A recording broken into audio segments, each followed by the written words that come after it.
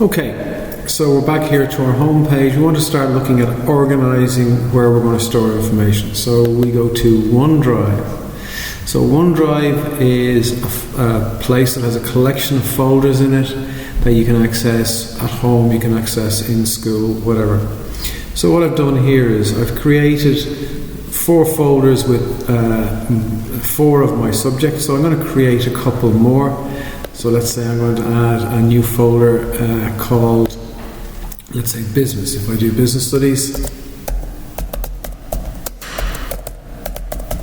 Okay. So there's a new folder, and I'll be able to put some of my business studies work in there when I do that.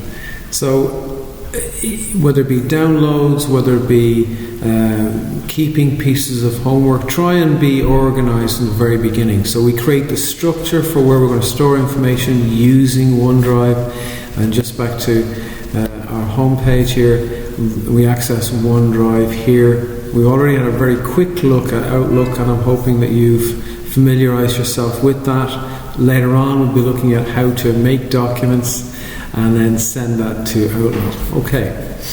So what we're going to do now is we're going to open a Microsoft Word document about rugby, and we're going to save it. So down the bottom of the screen we have our start menu, and this gives us all the programs that are stored on the machine, but the most essential ones, the ones we use most, are all put up here. So I'm going to click on Word.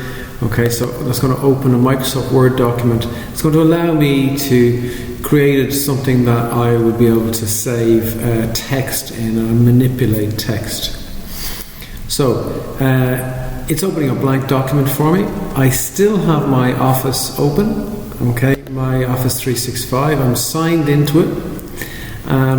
The reason why I need to be signed in, and the name will be up here, the reason why I'm signed in is I want to be able to save my information in places that would be easy for me to get afterwards. So that's why we always make sure we have those signed in.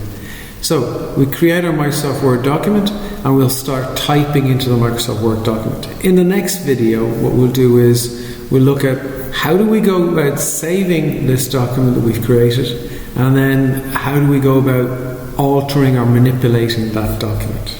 Okay?